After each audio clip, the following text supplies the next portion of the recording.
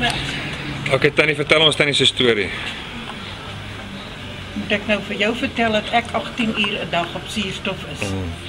En ek kan nie afgaan nie, want ek kan nie, daai tank is te swaar om af te dra. En die ander een wat ek het, is op elektrisiteit. Hoeveel se vloer bly Tannie? 7de vloer.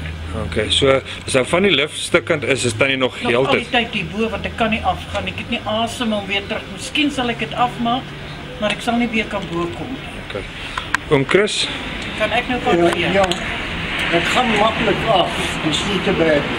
Maar as die opkom, op elke wandeling moet ek so 3-5 minute staan en rus. ek sien oom het 2 kieries.